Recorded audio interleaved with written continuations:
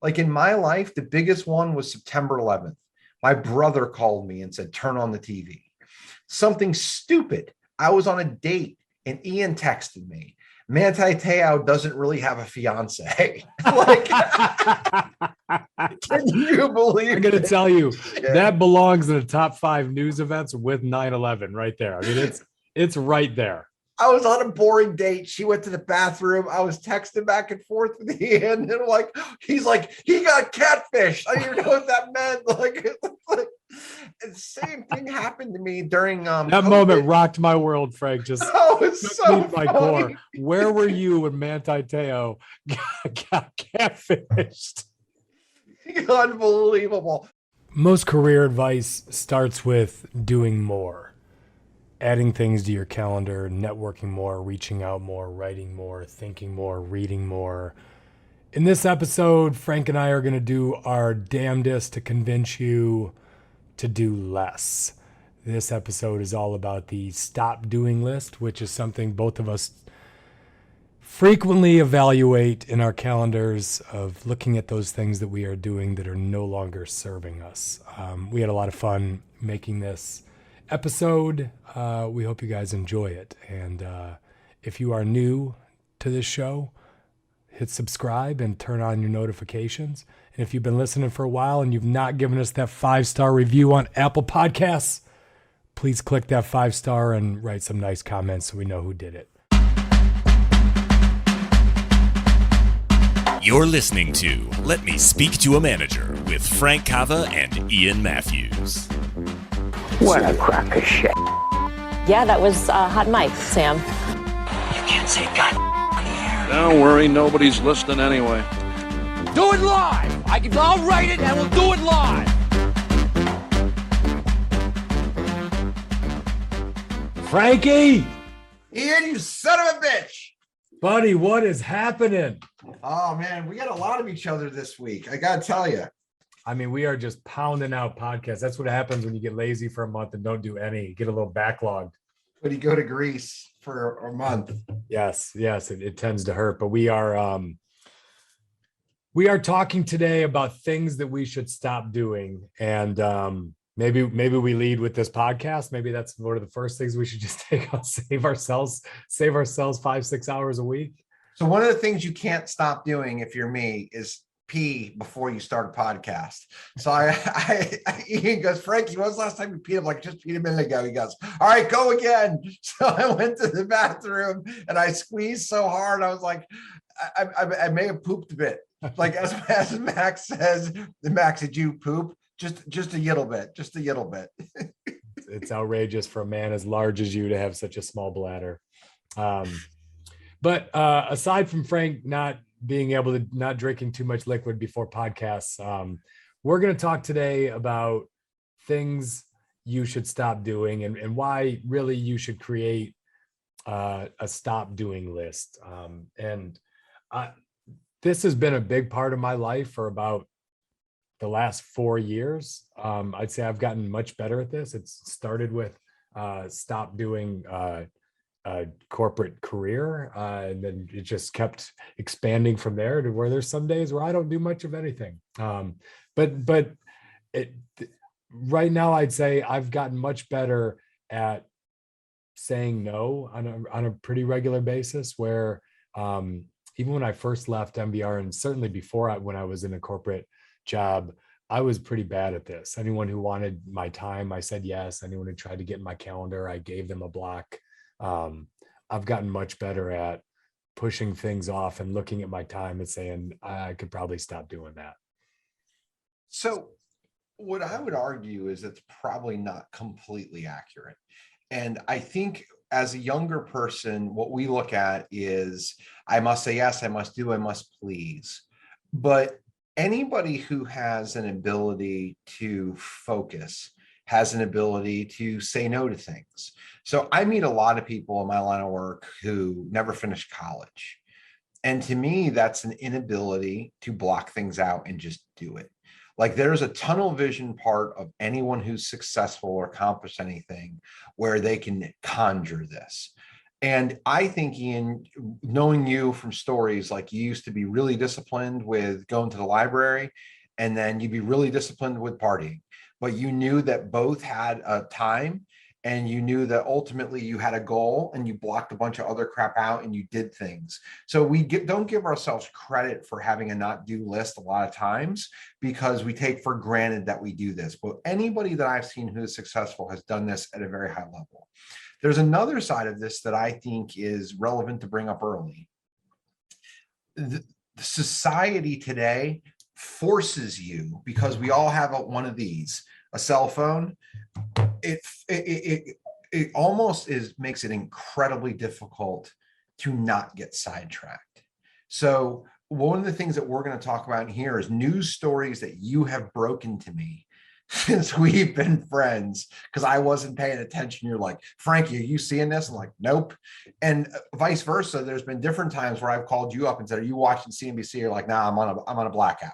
So I think there is, anybody who is successful has a not doing list, and maybe it's not even intentional, maybe it's subconscious. I mean, it's interesting that you're taking it all the way back to college for me. And I think, I went to college in the late 90s, and there wasn't social media.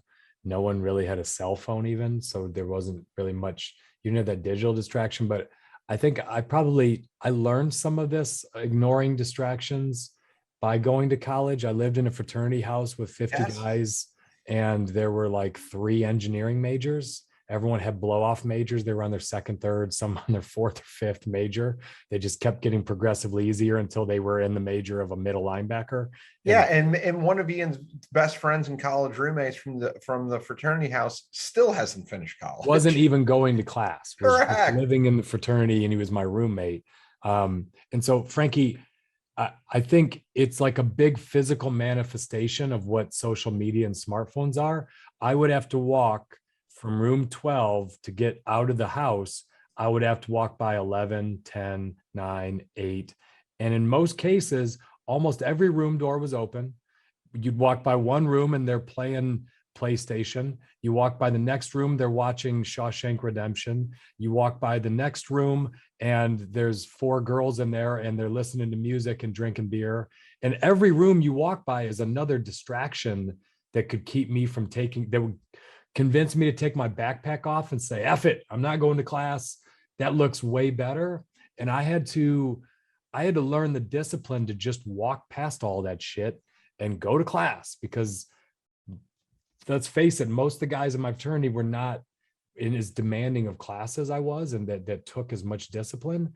And, I learned how to go back the back door, go down the back steps and not walk by room 10, 9, 8, and 7, and how to just get up earlier than everyone else when I wouldn't be tempted. Just try to avoid the temptations in general. But today, those temptations are all just on your smartphone. Look at me, look at me, look at me. Don't do anything productive. Waste your time. Mine was a fraternity house. I had every room was like a new social media app. There's a finite nature to this conversation. I think it can go broad and it can go very, very, very narrow. And I think what I think of when I think of a not doing list is I started it in college, moving forward, learning how to say no properly, and then learning how to say no to bigger things. And when you get to my position, Ian's position, like I had someone sit in front of me the other day and pitch me a business idea, and it sounds like a good idea. It sounds like there's a lot of money being made, but it's not a core fundamental of what I do. It's going to distract me from things that I'm good at. And I have to say no to it. And that's something that I would have absolutely chased that rabbit down that rabbit hole years ago, but I have the discipline now. So if you look at society and look at who are like the highest paid people, and we're in a capitalist society, so success of this is measured through earnings. Like look at your billionaires. Buffett basically is an investor. Steve Jobs, who we'll quote later in this article, is basically computers. Elon Musk is doing transportation in 2 different methods. So like those are very finite things that if you look at it, it's very narrow. The focus is incredibly narrow. Our society like you don't go to a surgeon that also does haircuts. Like you just don't do that. It's like you find someone who has a finite skill set. I mean, as you're talking, Frankie, in the last 2 months, I've turned down an opportunity to invest in a crypto fund. I don't know anything about crypto. I don't add any value, and nor do I want to spend a lot of hours trying to learn it all. Maybe I should. There's probably people listening saying I'm behind. That's okay. I was asked to invest in a NFT fund, which is non-fungible tokens, which, that's, I don't understand all that. To me, it's just, a lot of overpriced JPEG files. That's what it feels like. So I said no. I've been asked to invest in a cannabis farm that had promises. We both said no to that one. Both said no to that one. And it's not that I'm against marijuana. It's, I don't know anything about it. I don't know anything about California land and regulations. And, there were promises of big returns.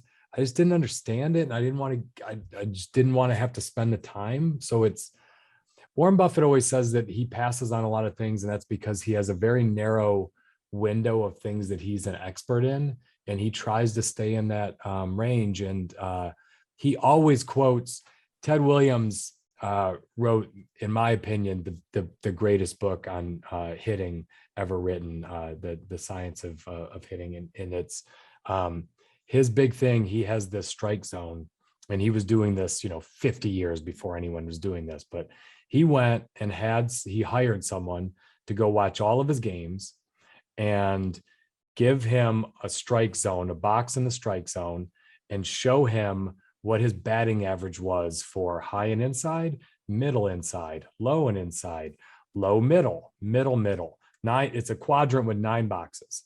And what he found was he was over 400 on everything inside, even high.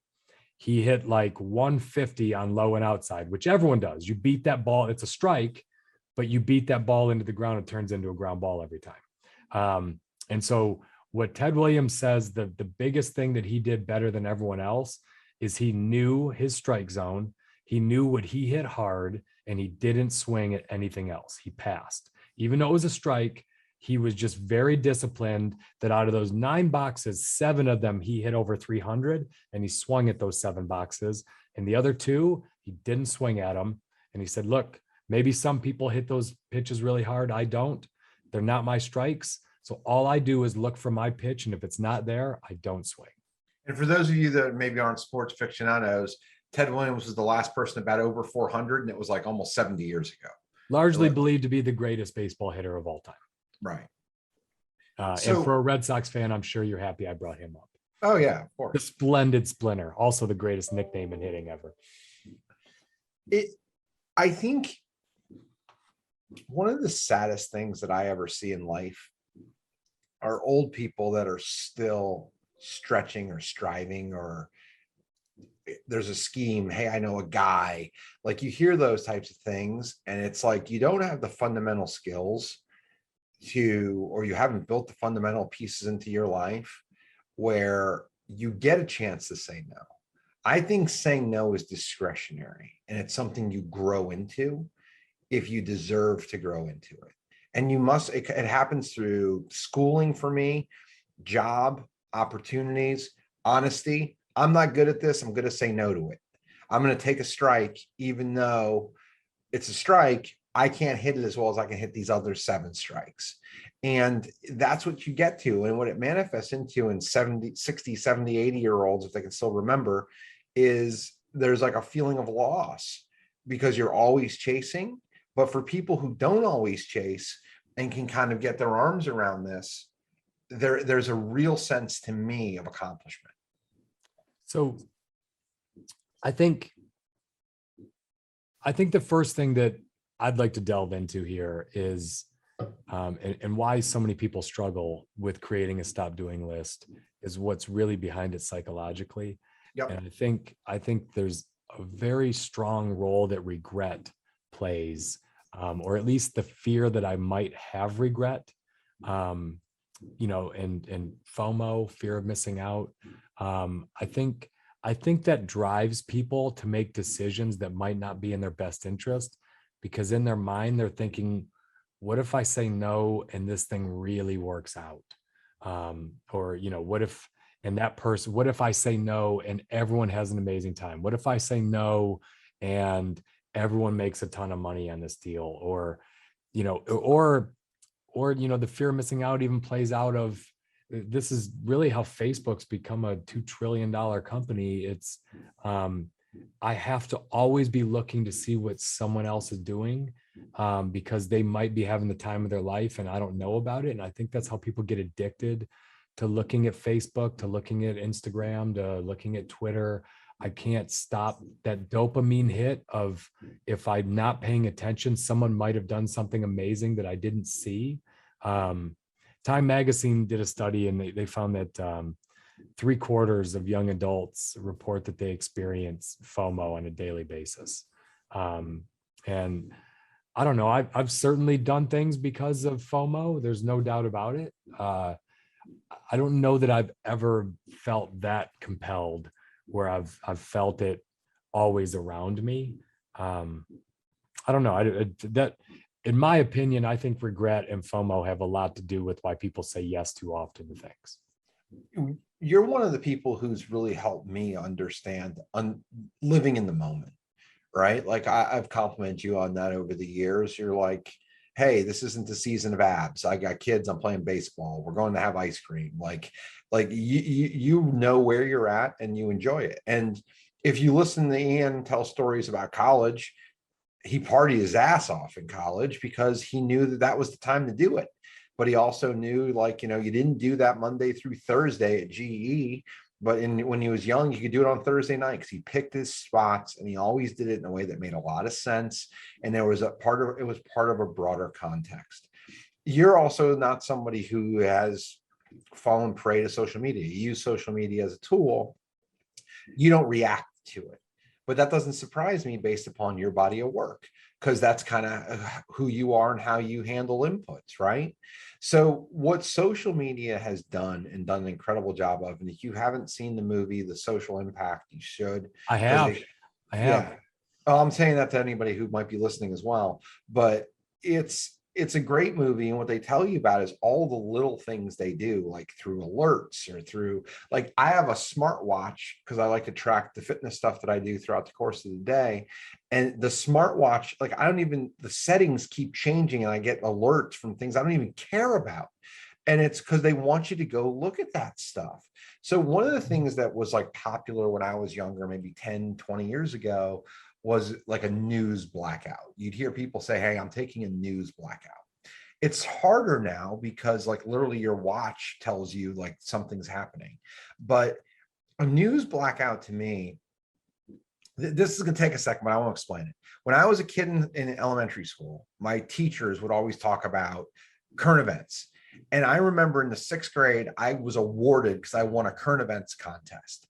And then I had to compete against the 7th and the 8th graders, and I ultimately lost. But everybody in the 6th grade, I was the best with current events. My mom used to get a magazine. I got the newspaper, so I was paying attention to stuff at least better than everybody else. But your teachers promoted current events. But what do current events really do for you? Nothing.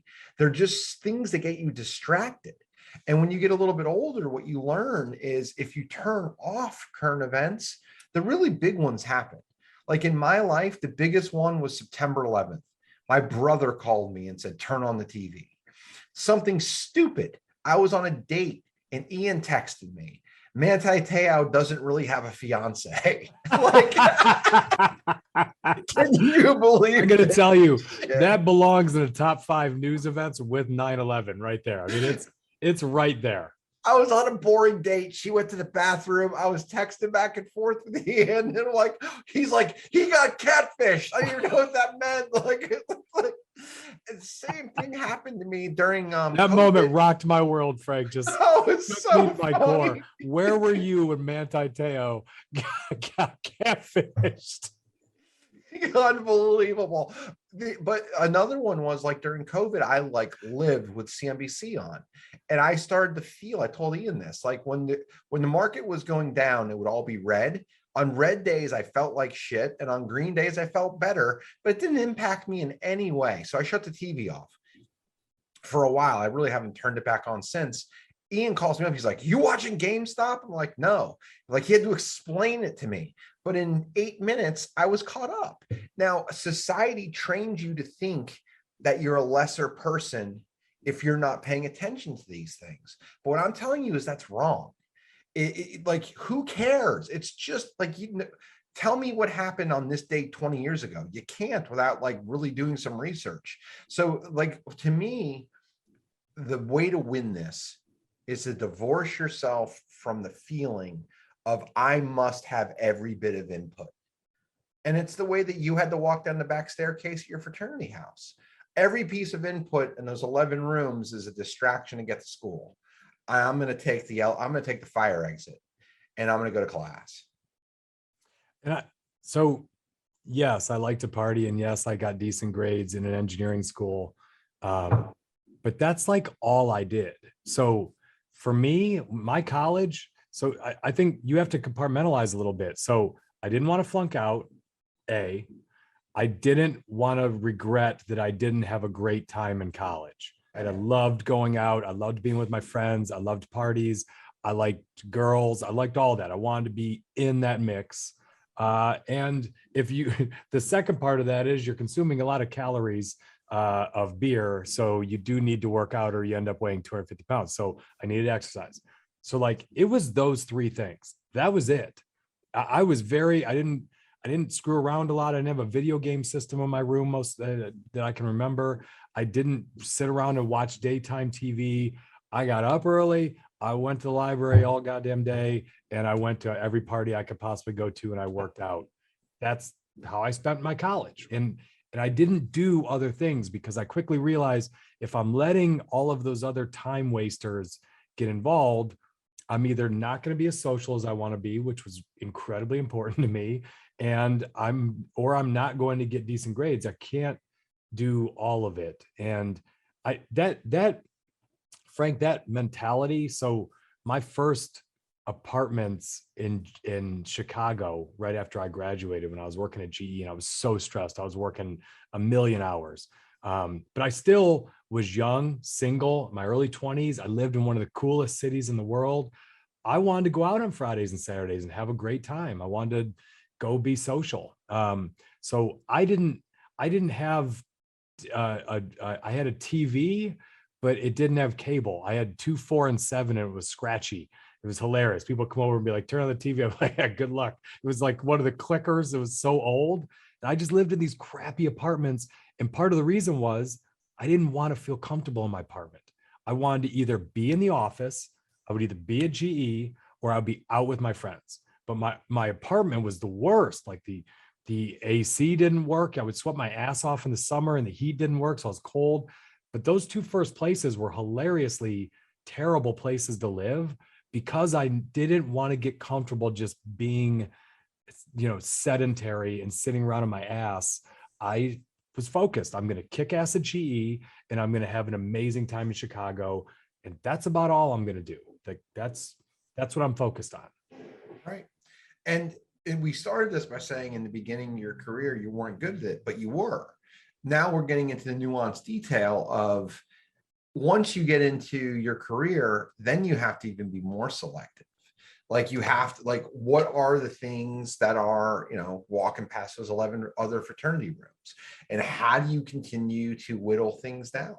And I think the magic in this is there's no particular right answer.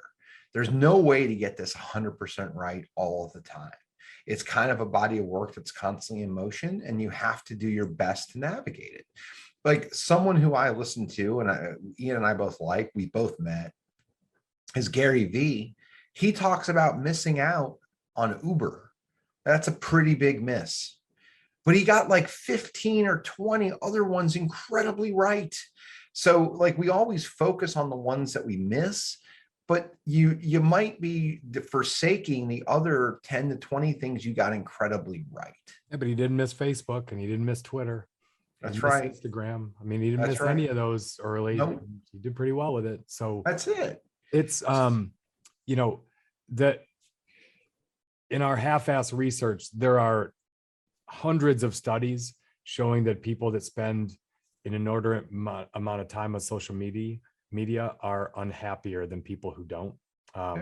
I personally almost never watch cable news. I if anything, when I'm on TV, I'm kind of on Netflix or something with my kids watching something, or but I know that if I watch cable news a few days in a row, I start to get gloomy and depressed, because I just stay away from it. And I don't care if I'm out of the loop. Some of the happiest people I know have no idea who's in political office, have no idea what's going politically around the world. They're oblivious to it, because what are you going to do to control it? I think part of the reason why you get miserable when you stare at social media and cable is there's nothing you can do to control it other than fret and complain and bitch. There's nothing you can do about it. Montesquieu, philosopher in France, he's got a great quote: "If one only wished to be happy, this could be easily accomplished. But we wish to be happier than other people. And this is difficult, for we believe they are happier than they really are." And I think that's part of the problem with social media, is it's so carefully curated. No one puts anything on there that's negative. I find it even just funny when a travel team or a little league team wins a tournament. Every parent wants to be the first one to post a picture showing their kids won the tournament. They don't ever post shit when their team drops out after 2 games in that tournament. "Hey, I had a great time at Ripken. We went 0-3, got our ass kicked in all 3 games. Real proud of these boys." That never gets posted. You only see when someone won a tournament, and it's like, then I feel bad, like, oh shit, my team hasn't won a tournament in a couple of months. We got to get practicing more. I start to feel miserable. That's why I don't have Facebook on my phone. I don't have Instagram on my phone. Frank has to tell me if he posted something on Facebook for me to look at, and I look at it on a desktop. I try to keep that shit off my phone. No notifications, nothing. Leave me alone. You and I text each other when we post stuff because we don't have notifications. That's right. You have to tell me something went up on Facebook, go engage on it. Ian and I were somewhere, I don't remember where we were, Miami or Lauderdale or Cal, I can't remember. But there was this beautiful woman, like high heels, bikini, walking around a pool. Ian and I are talking, having cocktails, whatever. But she just looked miserable. And like for like an hour, she just kept walking around the pool with her phone, like taking pictures. She got, and and we're both sitting there like, this looks like a very unhappy person who's no doubt got 1 million followers on Instagram. And that's what people are looking for. And it's like, and they saw the one picture where she's smiling, saying, having a great time by the pool, where there was no one. It was just a bunch of, real estate dudes sitting around talking. And she's taking 100 pictures and for the one to make it seem like she was having an amazing time, when she looked like one of the more unhappy people I've come across.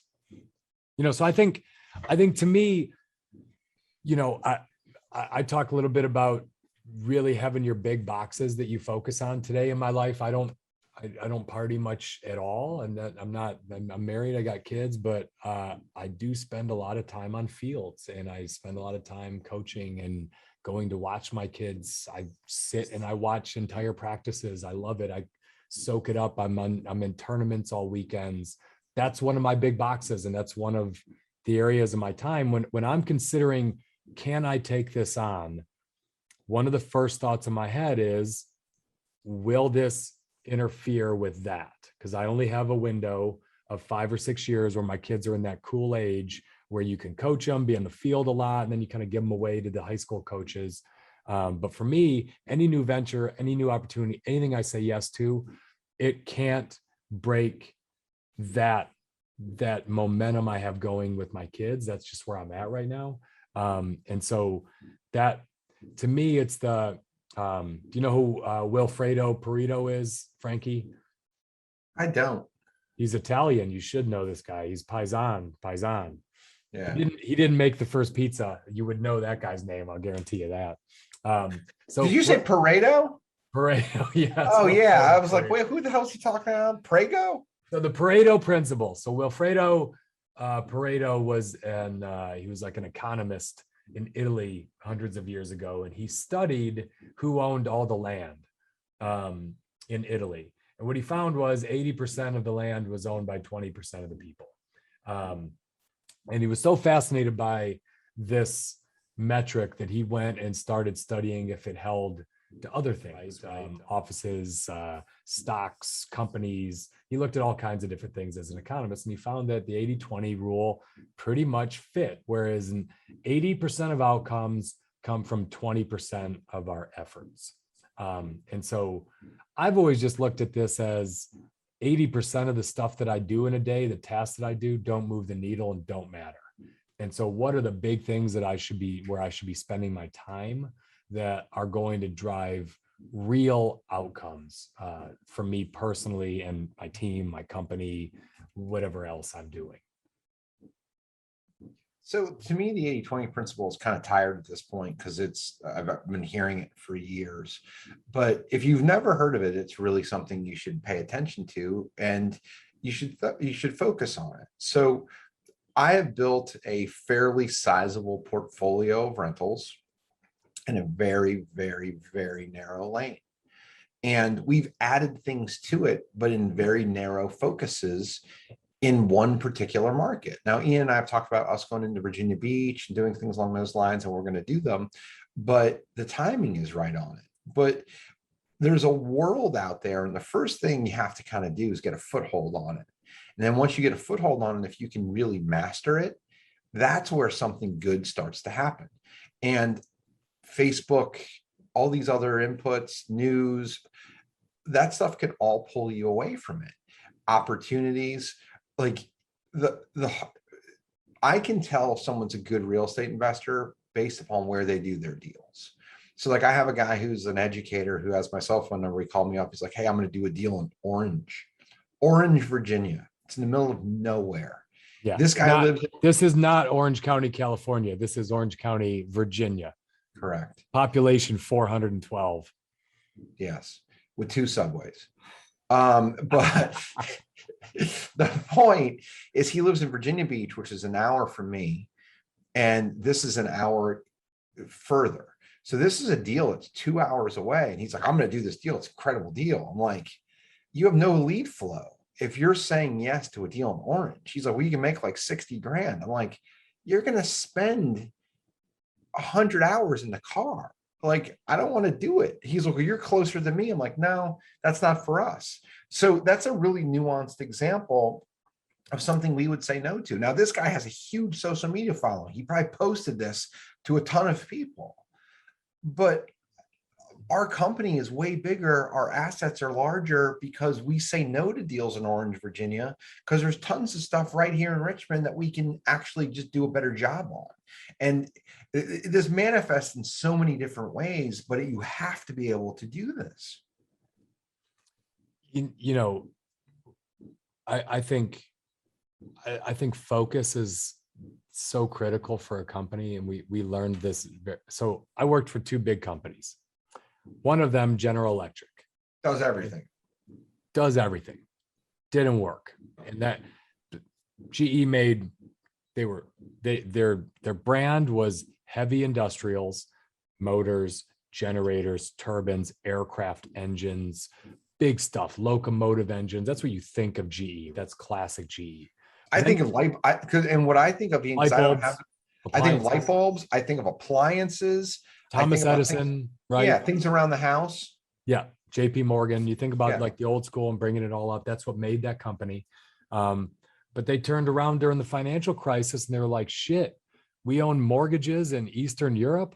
Oh, we've got, they've got NBC. They've got, like a whole smattering of different media outlets. What are they doing there? There were so many little businesses they had just tried to bolt on to get growth, to where there was no identity of the company. And then move over to NVR, there were all kinds of opportunities for NVR to buy companies, to go, and they just kept doing the same boring stuff over and over and over again. They just did it better than everyone else. And they wouldn't even go to new markets. A new market would be the one like next door. They would just kind of move over. And it's really good you got to learn in that environment, because that's what you've done. What Cava company is Charlottesville, Richmond's a little better. I'm going to go Richmond. And for the better part of a decade, that's all you've done is Richmond. It's just dominated Richmond. And now you're peeking over the next market over, but it took you a long time to even think of a different market. Right. Because what I've learned is if you take, when you start to take on water, you can sink. So you like, this is something you and I have talked about with GE just privately. GE would take a brilliant executive who is great at motors and move them to NBC, which is television. Like, how in the hell are those two things linked? But you have a smart person, so you're like, all right, we'll move them over here. Where my business is significant, clearly a fraction of the size of any of these other businesses we're talking about. But if I have someone who works on the fix and flip side, but who, like Eddie's a great example, he's seen everything in construction. Moving into sales, he gets it. Like, he knows this is a deal or not a deal as he's vetting it. So it's so much easier to promote from within and to grow when you do something around a core. This is worth saying. NVR's goal when I was there, late 90s through the 2010, the goal was, if we went into a new market within 2 years, we want to be in the top 4. So, and what they would do is, once they were inside the top 4, they get a second division, and they would slowly work towards the top 2. And then you would very slowly work to the top 1. But inside of 5 years, you go from no presence to the top builder in a market. And then you get economies of scale. You get people calling you, bringing you the best stuff. Like, what happens is you go from no presence to the gorilla in the marketplace in no time by having this insane discipline around one thing. And there's a quote, I don't have it written down, but it's loosely this, like, work your ass off, have favorable market conditions, and 10 years from now, people will tell you you're an overnight success. But the way to do it is to have like just a blinded focus on a thing. And that's how it starts to happen. I think some of this too is people want to try to be a little bit too diversified. They think about, diversification. They think about, if one thing fails, it's kind of the old plan B, plan C. And I'm a fan of diversification. So I think I'm probably a little more diverse than you are. I think you've done an awesome job of just, your market, where you buy, your zip codes. You buy houses, you fix them up, you flip them, or you hold them and rent them. It's real simple. You're very close to my father-in-law in what you do. He does it with truck trailers, and you do it with houses. He knows his deal. He's done it for 50 years, and he's really profitable, and he knows it well. I'm a little different in that I don't know that I'm hedging my bets as much. I think I just have some of the assets that I own don't take up as much of my time. So I found some other things to go do. But for me, I'm commercial real estate. I have a tech company that I'm now spending a lot of time in, and more all the time. And I'm in coaching, live coaching and video programs. And that's kind of it. And everything I do kind of revolves around that. And now I'm starting to get more involved with you and other real estate, so it's probably really 3 big areas that I spend my time in. But I don't know that I'm doing it hedging. I think I'm doing it because opportunistic. I can add value in all of those spaces. So that's why I'm doing it. So this is something that's a weakness of mine. Stocks, options, playing in the market. I've never been great at it. Like, I've made money on it, but I've never been incredibly good at it. And like, I talk to my brother or I talk to Ian, they're incredibly good at it. Like, they read prospectuses and stock forms, and they understand it, and like, they get it, and it's exciting to them. I don't get it. I don't see it. I don't understand it. And this is like current events. Like, most people are going to tell you, really need to understand the stock market. Okay, I disagree. I have almost nothing invested in the stock market, and I have an enormous portfolio because I know how to see things in my market. I know how to see things in real estate that others can't see. I burn the boats with nearly everything except for residential real estate in Richmond, or something that's value add in Richmond, which is insanely niche. But what I can see is 2, 3, 4 years ahead. Now, I'm not always right, but I'm right enough where I can buy on fundamentals, and then I have these huge wins. Now, why did I go into this? Ian and I both have different strengths, different weaknesses. You're going to have different strengths and weaknesses. The important thing is to focus your 80 on the things that you're good at and have a gift at. I could focus all of my time on stocks, but I'm not going to get anywhere because I don't get it. Like at its core, it's just not what I can read it. I can talk to you about it. I don't see it. And I've had this dialogue for 2 decades, but I see this and I see it very well. But I got to a place where I was honest and said, I've got these other opportunities. I don't understand them as well. I really do get this one. I see a path to making money on it and building a business and building a career. And I'm going to focus everything I can on it. So I think, so from a stop doing perspective, there's a couple of reasons why you're not in stocks from my perspective. One, you need capital to run the business that you have. You need capital. You need capital to get debt.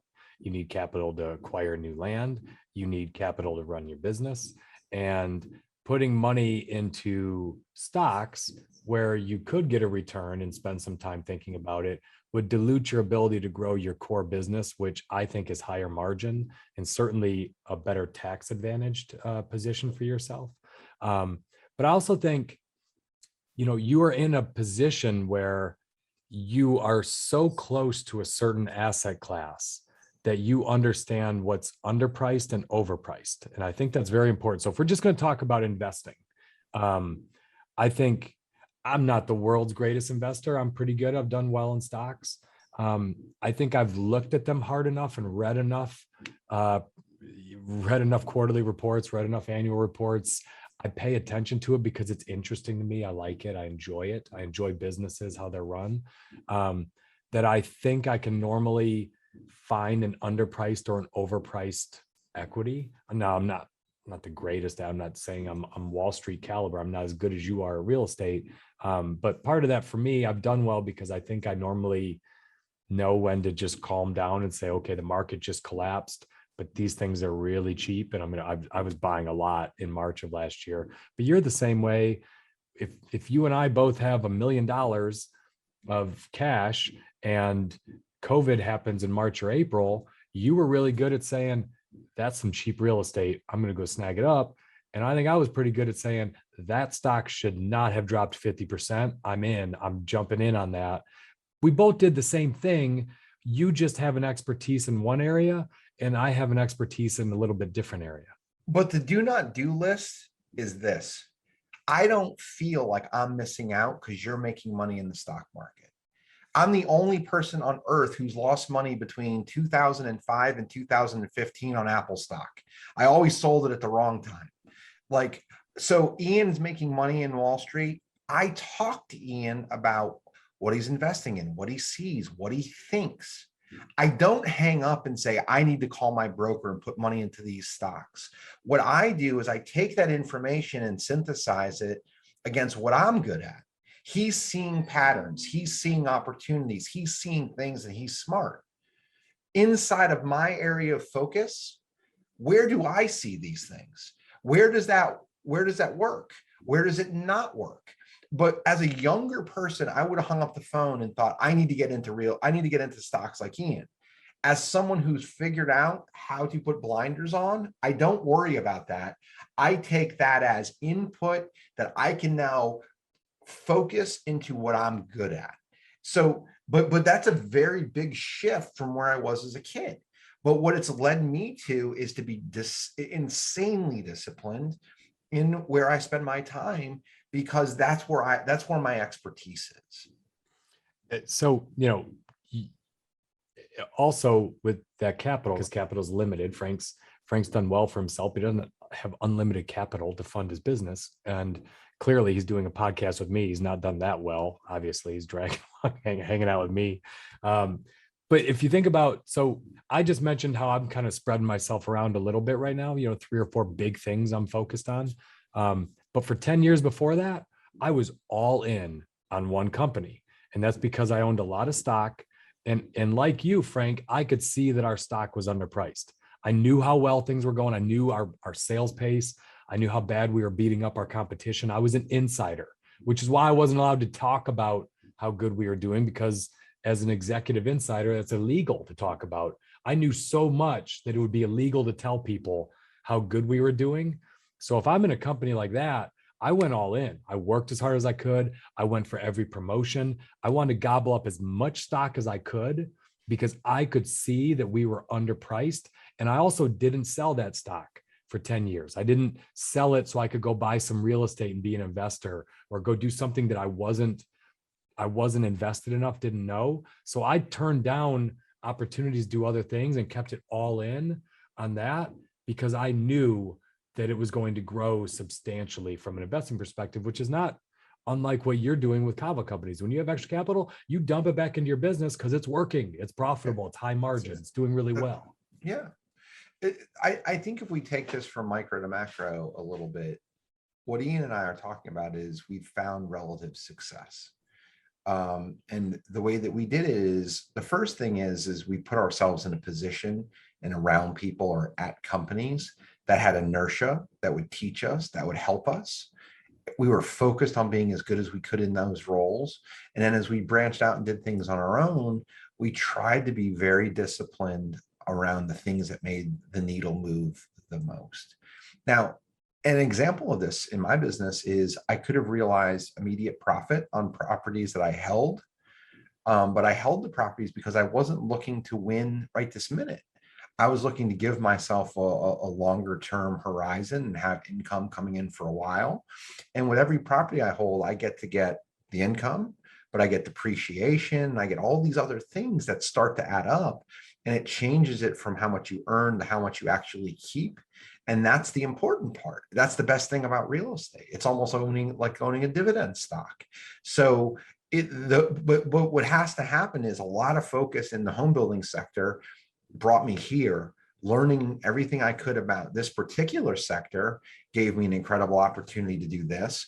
And but it's with very narrow focus. If we start getting into, what small cap tech companies are working, I'm not your guy. But I don't feel like I'm less of a human being because I don't know those things. And that discomfort is what social media capitalizes on and takes away your free time or your ability to focus on something else. Steve Jobs has an awesome quote on innovation. He says, people think focus means saying yes to the thing you've got to focus on. But that's not correct at all. It means saying no to the other 100 good ideas that there are. You have to pick carefully. I'm as proud of the things we haven't done as the things that I've done. Innovation is saying no to 1,000 things. Yes. And you think about Apple, it was a computer, and then it was an iPod, and then it was an iPad, and it was an iPhone. There's always like one product driving 80% of the revenue of that company. Still is the iPhone. The iWatch is doing well, but if Apple's going to be as good in the next 20 years as been the last 20, it better come up with something different than the iPhone, period. It's milked that as long as it can. It's going to need to come up with something else big. But they are a great example of 80% of Apple's revenue is always coming from one product, and Google, 80% of their revenue comes from search. Amazon, its core business.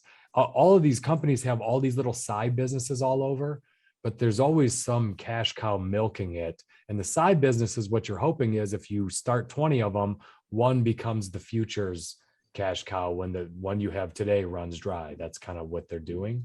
It's a hedge. That's right. One other quote that I think is really good on this, Jim Collins in his book, Good to Great, he talked about a lesson that came to him over years of looking at all these companies that went from good to great. In cataloging the key steps that ignited their transformation, my research team and I were struck by how many of the big decisions were not what to do, but what to stop doing. And what he found is all these companies that went from good to great companies, they got very focused on the one thing that they could be exceptional at in the world and dropped a lot of the businesses that weren't adding, to the bottom line. So I think it's always healthy. I do this on a regular basis where if I'm not happy with where I'm going in anything, whether it's, personal goals or business goals, to just kind of go look at how I spent my time that day or the day before. I don't go do like a 1-month study or anything crazy. I'll just go look at how I spent my time and think, where did I waste a bunch of time today?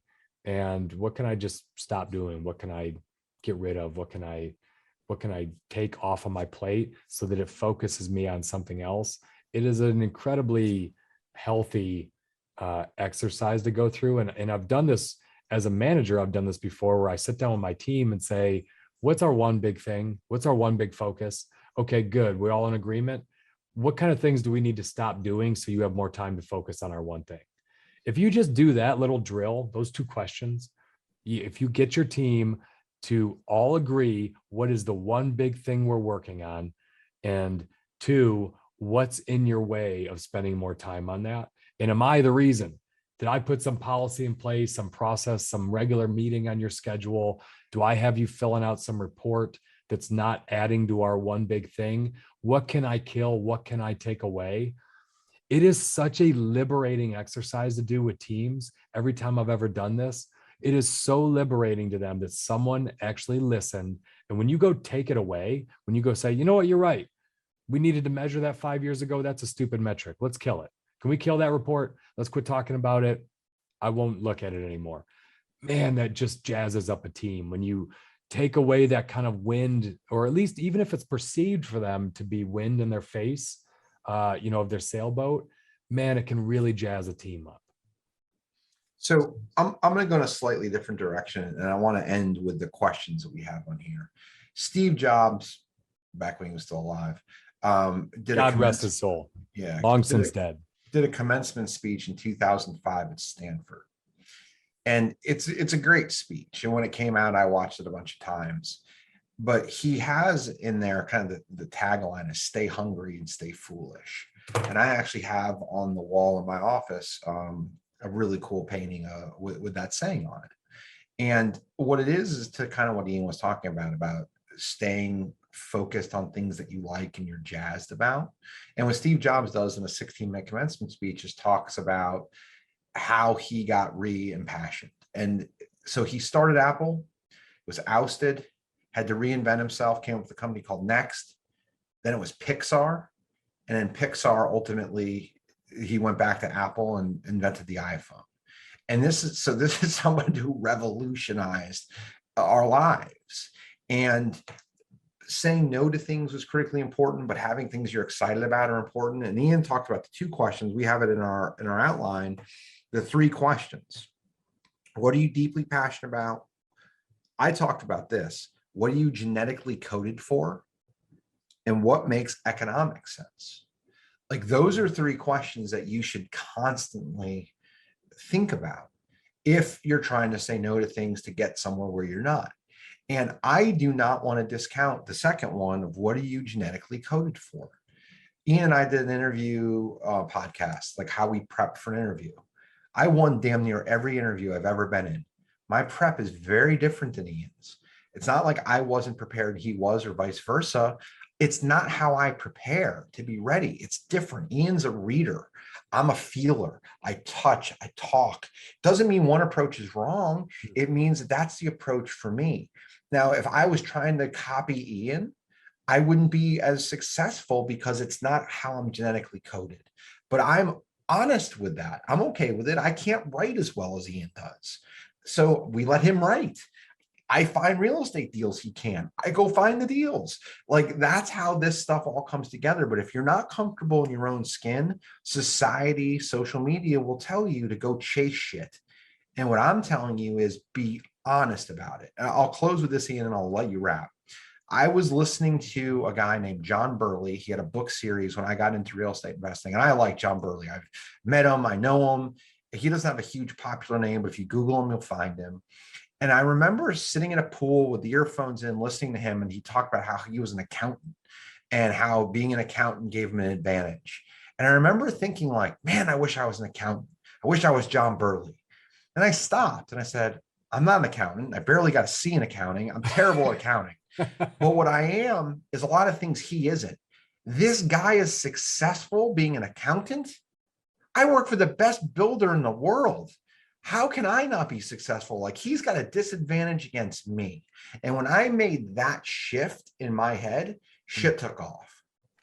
I love your 3 questions. I think it's worth repeating them before we finish this episode. What are you deeply passionate about? What are you genetically coded to do? What activities do you feel you were just made to do? Number two. And what makes economic sense? What can you make a living at? And so I'm going to use one example to finish this off. So for me, I love to write. It's fun. I enjoy it. I've always enjoyed it. I like the leadership aspect of thinking of it. I feel like I'm pretty good at it. I don't know if I was made to do it. I'm not Stephen King, but in my world, I'm pretty good at it.